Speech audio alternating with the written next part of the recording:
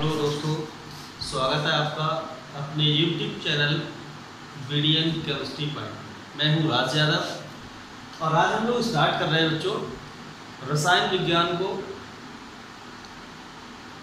विज्ञान को स्टार्ट करेंगे। और इसमें हम बिल्कुल बेसिक से लेके चलेंगे। इसमें ये नहीं है कि ये फर्स्ट ईयर वालों के लिए है या ये 12th वालों के लिए या ये बीएससी वालों के लिए या 9th वालों के लिए, सब के लिए बहुत ही उपयोगी वीडियो है। सभी बच्चे इस वीडियो को ज़्यादा से ज़्यादा शेयर करें। बहुत अच्छी वीडियो स्टार्ट है। सबसे पहले हम स्टार्ट करते हैं कि आखिर केमिस्ट्री कितनी प्रकार की होती है। ठीक है, तो जो केमिस्ट्री है, केमिस्ट्री को 3 कैटेगरी में बांटा गया है। जो पूरी केमिस्ट्री है उसको 3 कैटेगरी में बांटा गया है।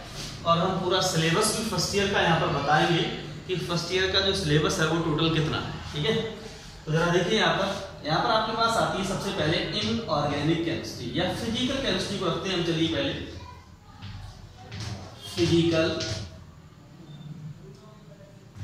Physical chemistry.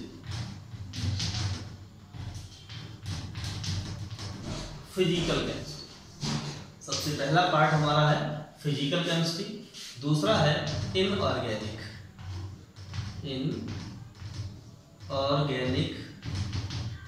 Chemistry. Inorganic chemistry, physical chemistry and inorganic chemistry. और तीसरा पार्ट हमारे पास आता है ऑर्गेनिक केमिस्ट्री का। ठीक है, अर्थात जो केमिस्ट्री है वो 3 पार्ट में हम लोग अध्ययन करेंगे। सबसे पहला पार्ट रहेगा हमारा फिजिकल केमिस्ट्री, दूसरा पार्ट रहेगा इनऑर्गेनिक केमिस्ट्री और तीसरा पार्ट रहेगा ऑर्गेनिक केमिस्ट्री। फिजिकल केमिस्ट्री में क्या क्या पढ़ने वाले हैं हम फर्स्ट ईयर में, इसके कुछ पार्ट है। सबसे पहला हमारे पास आता है इसके अंदर सम बेसिक कॉन्सेप्ट, मतलब मूलभूत अवधारणाएं।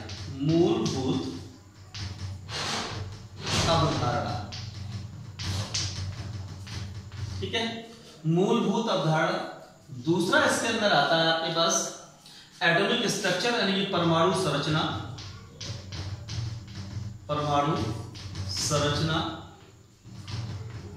ठीक है, और इसके बाद जो तीसरा चैप्टर इसमें शामिल किया गया है वो किया गया है पदार्थ की अवस्थाएं।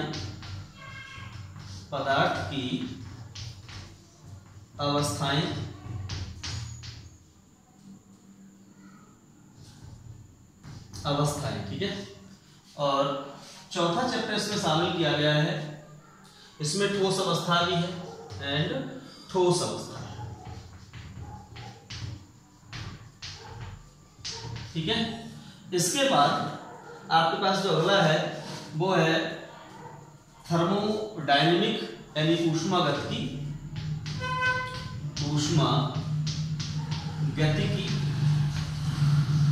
नेक्स्ट अगला जो चैप्टर इसके अंदर शामिल किया गया है वो चैप्टर रहेगा साम्य।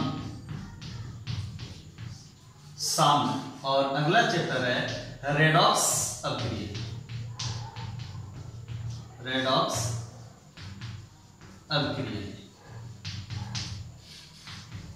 ठीक है, रेडॉक्स अभिक्रिया अर्थात फिजिकल केमिस्ट्री के अंदर हम ये चैप्टर पढ़ेंगे यानी मूलभूत अवधारणाएं। केमिस्ट्री की मूलभूत अवधारणाएं होंगी। यहाँ पर मेन बातें जो कि जड़ है केमिस्ट्री की वो यहाँ से स्टार्ट होगी।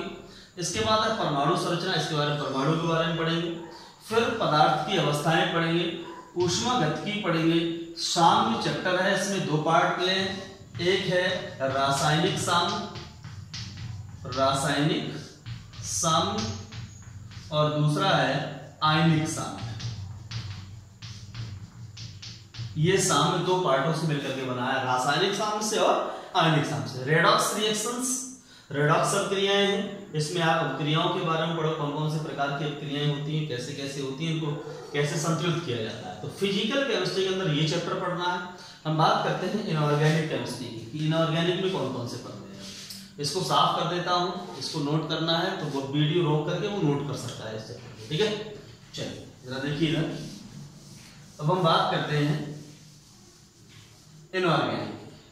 और इनऑर्गेनिक में सबसे पहला आता है तत्वों का वर्गीकरण। तत्वों का वर्गीकरण अर्थात इसमें आप आवर्त सारणी की बात करेंगे, आवर्त सारणी वाले चैप्टर की बात करेंगे, यानी आवर्तता वाले चैप्टर की बात करेंगे। और दूसरा चैप्टर इसमें रहेगा हाइड्रोजन और उसकी यौगिक, या हम केमिकल बॉन्डिंग की बात कर लेंगे यहाँ पर थोड़ा दूसरे चैप्टर में ना। रासायनिक बंध, रासायनिक आबंधन,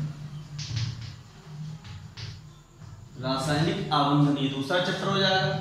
तीसरा चैप्टर हो जाएगा हाइड्रोजन और उसके यौगिक, हाइड्रोजन और उसके यौगिक, यानी hydrogen and its compound, hydrogen और उसके यौगिक।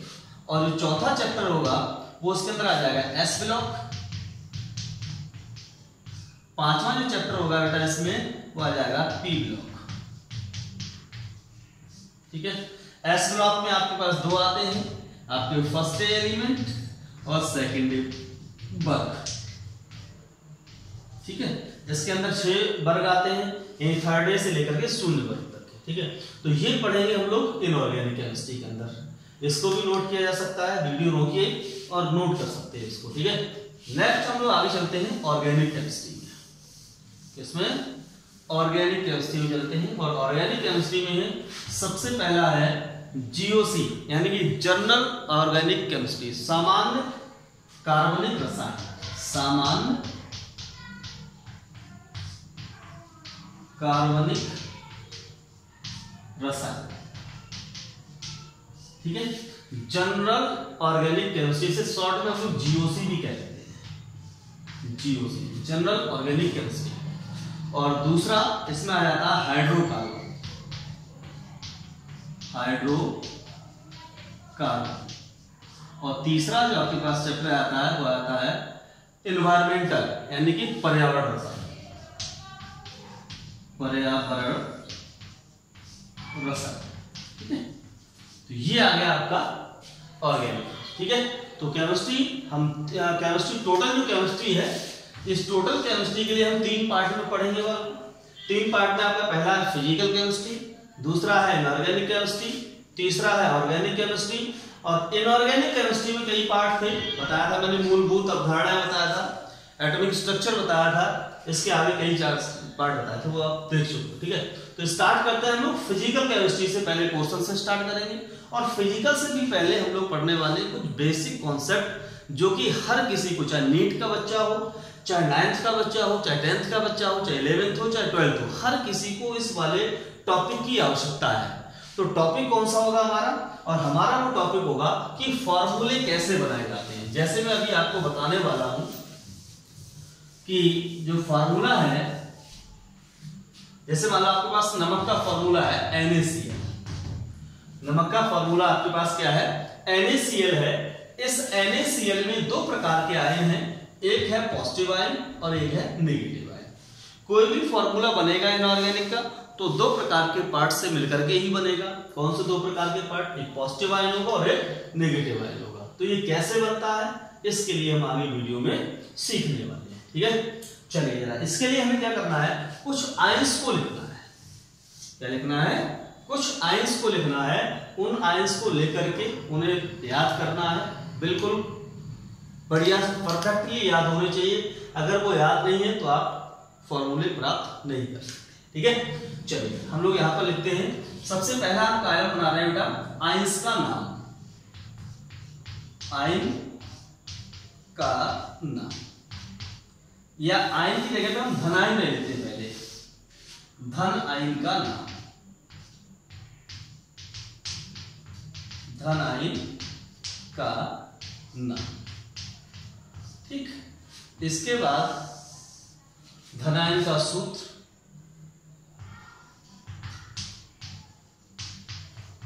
आयन का सूत्र ले लेंगे उसके बाद हम लोग, और सूत्र के बाद यहां पर ले रहे हैं उस पर आवेश, यानी आवेश कितना है इसके ऊपर। ठीक है, तो ये 3 कॉलम आपको बनाने हैं। सही है। सबसे पहले हम बात करते हैं, पहला है सोडियम आयन। तो सोडियम जो आयन होगा उसका सूत्र होगा Na+,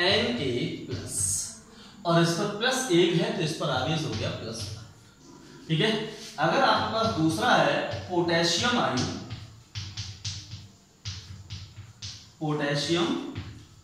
आयन, ठीक है, तो इसका होता है K+, और इसके भी ऊपर क्या है +1 चार्ज। ठीक है। और इसके बाद आपके पास तीसरा जो पार्ट आता है, तीसरा लिथियम आयन, हाइड्रोजन आयन भी कह सकते हैं इसको, हाइड्रोजन आयन। इसको पहले लेते हैं फिर उसके बाद लिथियम आयन ले लेंगे। हाइड्रोजन आयन H+ होता है, इस पर भी +1 चार्ज होता है। इसके बाद +1 वाला तीसरा मान लीजिए, चौथा आपके पास लिथियम आयन।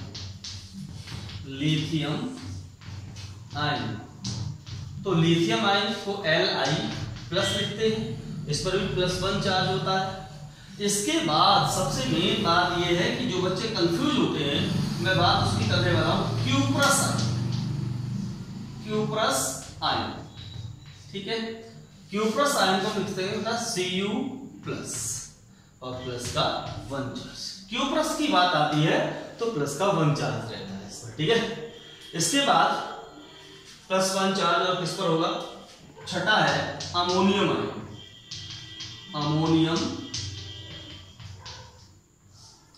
आयन।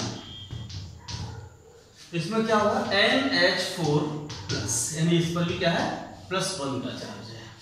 इसके जस्ट बाद सोडियम, पोटेशियम, लिथियम हो गया।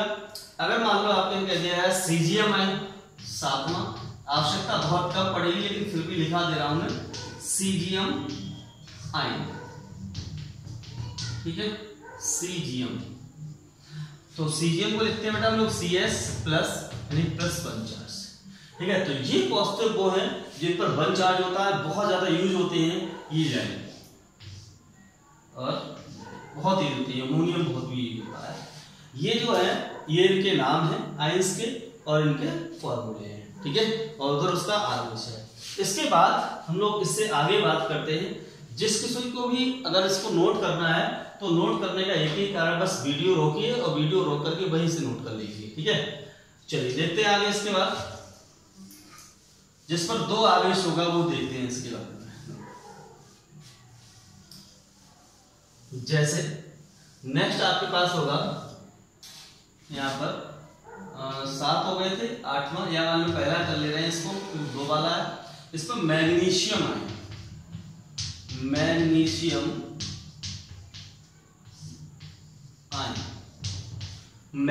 आयन को लिखते हैं हम लोग Mg+2 से, और +2 इस पर चार्ज होता है।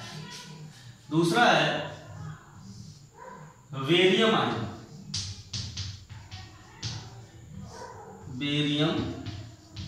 आयन, इसका होता है Ba+2, यानी +2 चार्ज होगा इसका।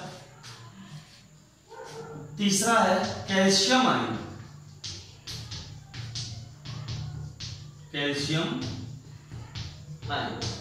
इसका होता है बेटा Ca+2, अर्थात +2 चार्ज होता है इसका।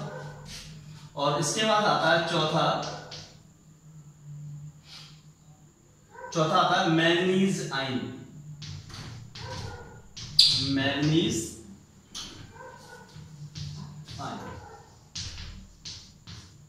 इसके लिए होता है Mn+2, अर्थात +2 चार्ज होता है।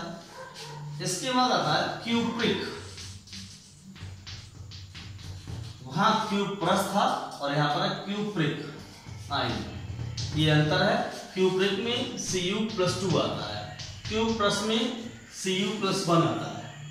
इसके बाद जो छठा है वो इसके अंदर आएगा आपका मैग्नीशियम हो गया, बेरियम हो गया, कैल्शियम हो गया, और स्ट्रोंशियम हो जाएगा। स्ट्रोंशियम छोड़ो, इसको ज्यादा काम नहीं है इसका। तो ये आपके पास आ गए +2 वाले। ठीक है। अब हम बात करते हैं जिन पर थर्ड आवेश होगा, 3 चार्ज होता है। ठीक है। और 3 वाले कौन से हो जाएंगे यहाँ पर, जैसे एक और भी है यहाँ पर छठा, चलिए एक और अच्छा सा है फेरस आयन, फेरस आयन, इसे हम आयरन सेकंड के नाम से भी जानते हैं। आयरन सेकंड आयन, इस नाम से भी इसे जाना जाता है, आयरन सेकंड आयन के नाम से। ये होता है Fe+2 और +2 चार्ज होता है ना। तीसरा है जो छठा सातवां है मर्क्यूरिक आयन, मर्क्यूरिक आयन, ये जो है Hg+2 है और यहाँ पर आएगा +2 चार्ज, ठीक है। तो ये रहे आपके +2 चार्ज वाले जितने भी पॉजिटिव आयन होते हैं, अच्छे हैं, जो ज़्यादा यूज होते हैं। इसके बाद जिसको भी नोट करना है वो बस वीडियो रोकेगा और वीडियो रोक करके वहां से नोट कर लेगा यहाँ से, ठीक है। चलिए आगे देखते हैं हम लोग, देख लीजिए एक बार वीडियो रोक करके। चलिए ठीक, आगे देखिए 3 चार्ज वाले हम देखेंगे, इस पर 3 चार्ज होता है।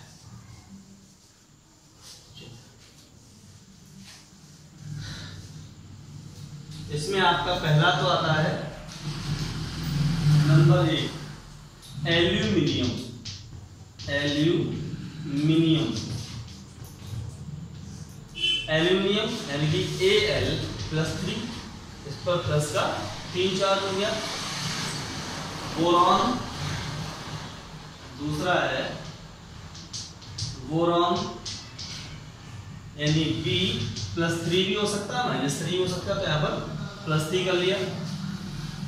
इसके बाद तीसरे में आता है आपका क्रोमियम,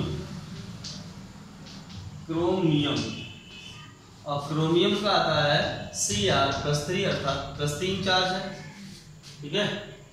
इसके बाद आता है फेरिक, चौथा, वहां फेरस था, यहाँ है फेरिक, फेरिक, और फेरिक को लिखते हैं Fe+3। फेरिक ये सब आयन है, जितने भी हैं इनमें सब में आयन लगा हुआ है, ये सब आयन है, ठीक है। फेरिक आयन Fe+3 यानी कि 3 आ गया यहाँ पर। इसे भी हम लिख सकते हैं आयरन, आयरन थर्ड आयन, इस नाम से भी इसको लिखा जा सकता है, आयरन थर्ड आयन। इसके बाद जो 5वां है वो 5वां आएगा इसमें ना, स्टेनस भी लिखा जा सकता है, स्टेनस, ये सेकंड वाले में बच गया इसलिए मैं लिख दे रहा हूं स्टेनस। स्टेनस को लिखा जाता है Sn+2, इस पर भी +2 चार्ज होता है। इसी के लिए आता है स्टेनिक, छठा स्टेनिक, ठीक है। स्टेनिक में आता है Sn+4, और जब +4 आता है तो +4 चार्ज हो जाएगा यहाँ पर। और इसके बाद हम आगे बात करते हैं एक और 7वें की, इसमें आता है जिंक, जिंक आयन। ये सब आयन लगे हुए हैं सबके अंदर, जिसके ऊपर भी आवेश होता है वो सब आयन होते हैं, ठीक है, आयन। तो जिंक आयन का मतलब है Zl+2, तो +2 का चार्ज होगा। ये पॉजिटिव आयन हो गए जितने ज्यादा यूज होंगे, ठीक है। तो ये रहे आपके पॉजिटिव आयन यानी कि कैटाइन, इनको अंग्रेजी में बोलते हैं धनायन को कैटाइन, कैटाइन, ठीक है।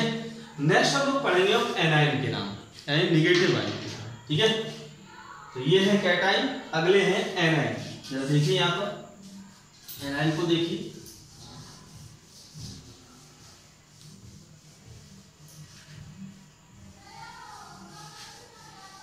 ठीक है। एनायन देखेंगे हम लोग,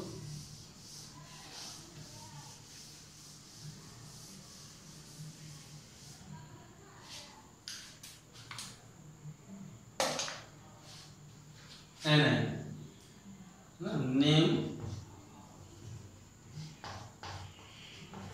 नेम ऑफ एनायन, ठीक है, नेम ऑफ एनायन।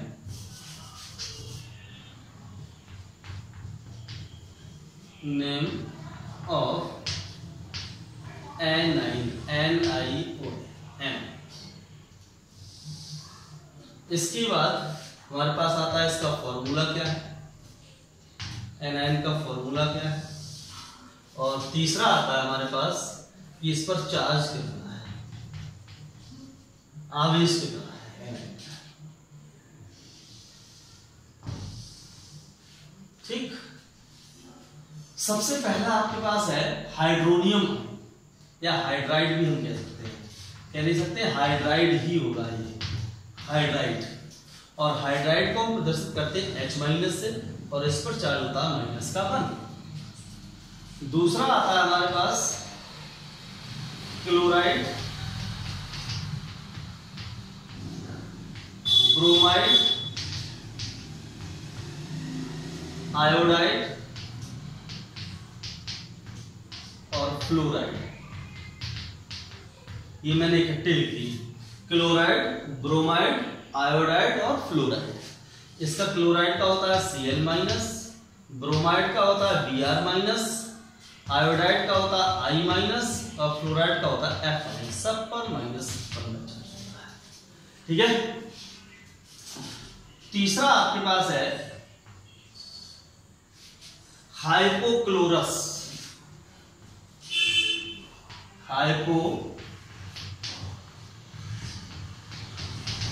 क्लोरस, ठीक है। इसी प्रकार हाइपोक्लोरस की तरह से हाइपोब्रोमस भी लिखा जा सकता है, हाइपो आयोडस भी लिखा जा सकता है, हाइपोफ्लोरस भी लिखा जा सकता है। बस थोड़ा सा अंतर है इसमें, OCl माइनस। अगर हाइपोक्लोरस की जगह पे हाइपोब्रोमस की बात करें तो OBr माइनस हो जाएगा, हाइपो आयोडस की बात करें तो OI माइनस हो जाएगा, हाइपोफ्लोरस की बात करें तो OCl माइनस हो जाएगा, OF माइनस हो जाएगा। सब पर माइनस का 1 चार्ज, ठीक है। इसके बाद हमारे पास तीसरा चौथा है नाइट्राइट,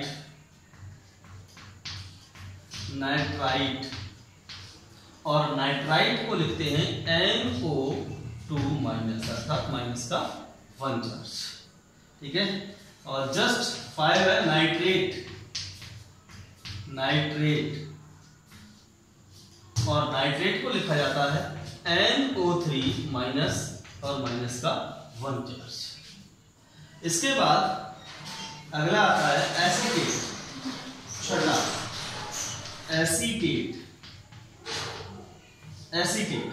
और एसीटेट को लिखते हैं बेटा हम CH3COO माइनस, अर्थात माइनस का 1 एसीटेट। इसके बाद और -1 जो चार्ज है तो किस पर होगा, हाइड्राइड हो गया आपका, हाइड्रोक्साइड नेक्स्ट साथ में,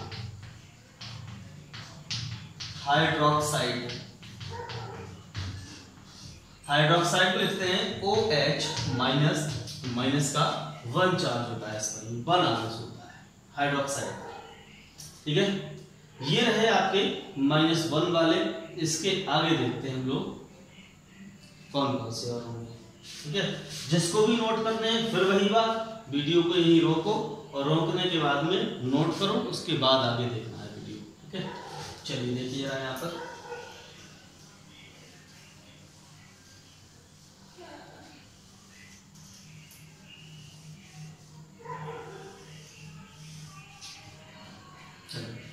देखिए रहा है। इसके बाद हम बात करते हैं नंबर 1 सल्फाइड की।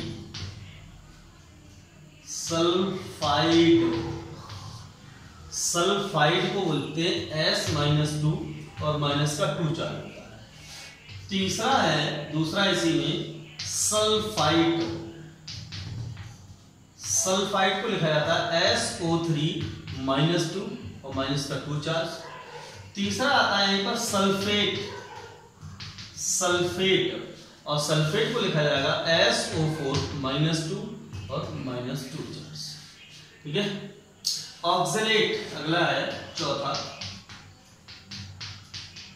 ऑक्सलेट जो होगा वो आपके पास होगा बेटा, यानी कि C2O4 -2 अर्थात -2 चार्जेस, ठीक है। ऑक्सलेट हो गया। इसके बाद हम बात करते हैं पांचवें की, जिस पर माइनस का 2 चार्ज होगा, वो ऑक्साइड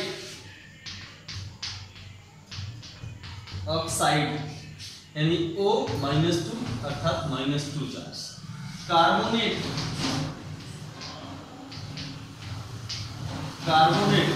और कार्बोनेट को लिखा जाता है CO3 -2 और -2 चार्ज, कार्बोनेट, ठीक है। और इसके बाद सातवां, और देखिए भाई -2 वाले कोई और हो तो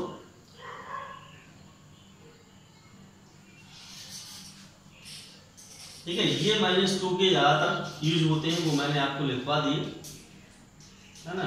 डाइक्रोमेट, चलिए लिखते रहे, डाइक्रोमेट, डाइक्रोमेट, ठीक है।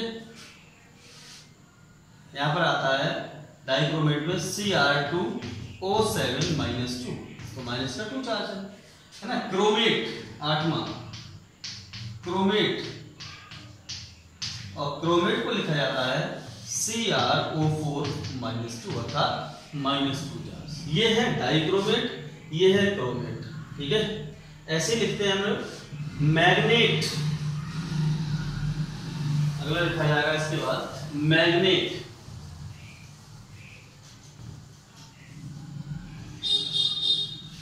ठीक है।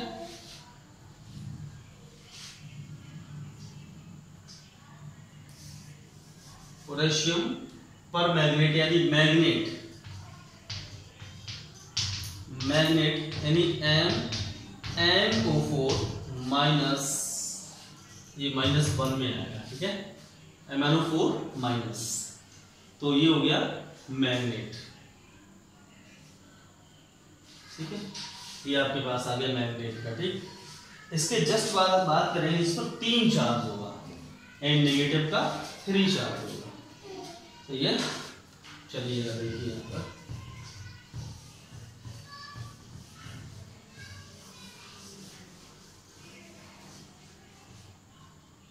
देखो, सबसे पहला आपके पास आता है फास्फाइड, ठीक है। थोड़ा ध्यान धैर्य रखें, आगे नहीं, देख ले एक बार, उसके बाद इतना अच्छा लगेगा इसको पढ़ने में, बहुत अच्छे। थोड़े से ये चार्ज हैं जिसको याद करना है। फास्फाइड को बेटा हम लोग लिखते हैं P -3 और -3 का चार्ज, ठीक है, भागिएगा नहीं। दूसरा आपके पास आता है तुम्हारा फास्फेट, और फास्फेट को लिखा जाता है बेटा PO4 -3 यानी कि -3, ठीक है। अच्छा, क्रोमेट हो चुका है, क्रोमेट, हाँ सॉरी। तीसरा आपके पास आता है क्रोमेट, है ना, या क्लोरेट लिख सकते हो, क्लोरेट, और क्लोरेट को लिखा जाता है ClO3 माइनस, है ना। ऐसे ब्रोमेट हो सकता है ना, आयोडेट हो सकता है, कुछ भी हो सकता है। जैसे मान लो दूसरा चौथा लिखो आयोडेट, आयोडेट में क्या जाएगा IO3 माइनस हो जाएगा, -1 चार्ज, ठीक है। तो ये जो क्लोरेट है, ब्रोमेट है, आयोडेट है, इसको -1 चार्ज होता है। 3 वाले ये दो नाइट्राइड और हो जाएगा यहाँ पर, 5वां नाइट्राइड को N-3 से लिखेंगे, इस पर माइनस का 3 चार्ज होगा। अच्छा चलिए 4 वाला भी यही लिखते रहे। अगला छठा फेरोसाइनाइड,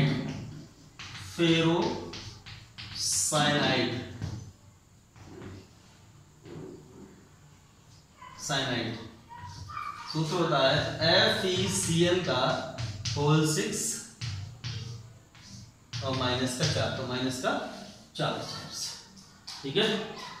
तो ये रहे आपके नेगेटिव वाले चार्ज, वो रहे आपके पॉजिटिव वाले चार्ज।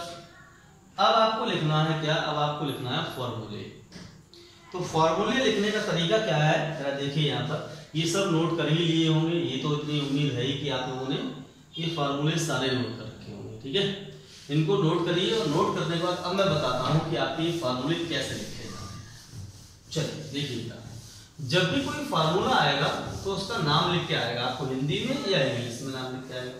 फार्मूले के नाम हिंदी और इंग्लिश दोनों में एक ही होते हैं। जैसे मैंने आपसे कह दिया भाई पोटेशियम सल्फेट का सूत्र लिखो, पोटेशियम सल्फेट का फॉर्मूला लिखो, आपसे कहा जाए तो आपको सबसे पहले क्या देखना है, सबसे पहले देखना है कि पोटेशियम आयन का फॉर्मूला क्या होता है। एक बात और ध्यान रखना है, ये फॉर्मूले लिखते समय जो पॉजिटिव आयन है इसको हमेशा पहले लिखना है, नेगेटिव आयन है वो हमेशा बाद में, नाम में भी ऐसा ही रहेगा और सूत्र लिखो तब भी ऐसा ही रहेगा। जैसे पोटेशियम यानी के प्लस है, प्लस का 1 चार्ज है, सल्फेट SO4 माइनस का 2 चार्ज है। ये माइनस और प्लस सिर्फ मैं इस बात को लिख रहा हूं, इस वजह से लिख रहा हूं कि आपको पता रहे कि प्लस है एक और एक माइनस है, ठीक है। तो यहाँ पर क्या होगा, ये 2 वाली संख्या यहाँ आ जाएगी, 1 वाली संख्या इसके नीचे आ जाएगी, अर्थात इसका फॉर्मूला हो जाएगा K2SO। ये रहा पोटेशियम सल्फेट का फॉर्मूला, कोई गलत नहीं कर सकता आपके इस फॉर्मूले के, ठीक है। पहला फॉर्मूला। दूसरा फॉर्मूला मान लीजिए आपने क्या दिया, पोटेशियम नाइट्रेट का सूत्र लिखना है आपको। कैसा लिखना है, पोटेशियम नाइट्रेट का फॉर्मूला लिखना है आपको। तो बहुत सरल है पोटेशियम नाइट्रेट का फॉर्मूला लिखना। क्या सरल है, पोटेशियम को वही लिखोगे K प्लस, नाइट्रेट को सूत्र होता है NO3 माइनस 1, ये +1 तो ये -1। इसमें क्या थी, इसमें प्लस की वैलेंसी कम थी, माइनस की वैलेंसी ज्यादा थी, इसलिए बराबर करने के लिए हमने क्या किया, प्लस वाली वैलेंसी को 2 से मल्टीप्लाई किया, इसलिए ये और ये अब बराबर हो गई। यहाँ पर क्या ऑलरेडी पहले से ही बराबर, इसलिए किसी की भी गुणा करने की आवश्यकता नहीं है, किसी में भी कोई चीज जोड़ने की आवश्यकता नहीं है। सीधे सी सूत्र हो रहा है KNO3 पोटेशियम नाइट्रेट, ठीक है। इसे सोरा भी कहते हैं। तीसरा है इसके आगे, मान लीजिए आपको सूत्र लिखना है पोटेशियम कार्बोनेट का, पोटेशियम कार्बोनेट का फॉर्मूला लिखना, ठीक है। तो पोटेशियम का तो सूत्र पता ही है K+1, कार्बोनेट पीछे से मिल जाएगा CO3 माइनस 2, ये 2 इसके नीचे, ये इधर, अतः सूत्र हो जाएगा K2CO, ठीक है। इसके जस्ट बाद चौथा और मैं बता दे रहा हूं आपको, लिखना है potassium ferrocyanide, potassium ferrocyanide,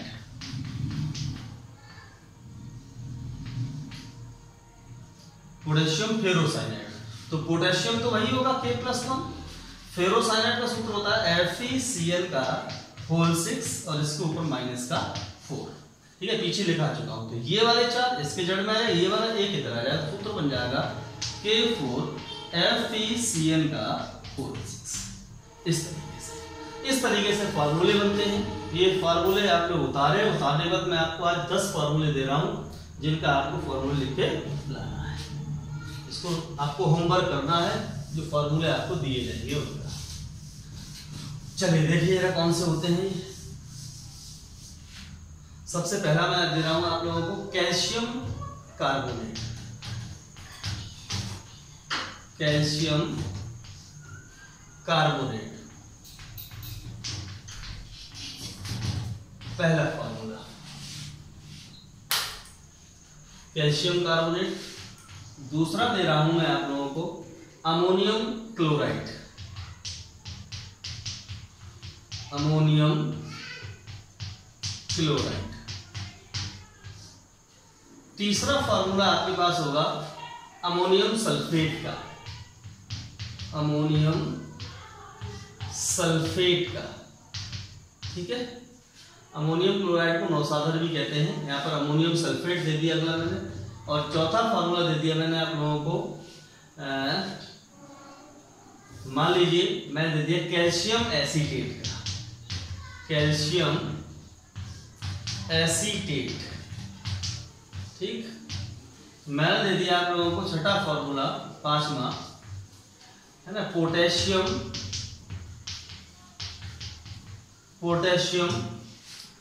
chlorate का, मिल जाएगा आपको क्लोरेट, पोटेशियम तो आप जानते ही हैं, है ना। अगला मैंने दे दिया मान लीजिए छठा एल्यूमिनियम क्लोराइड, एल्यूमिनियम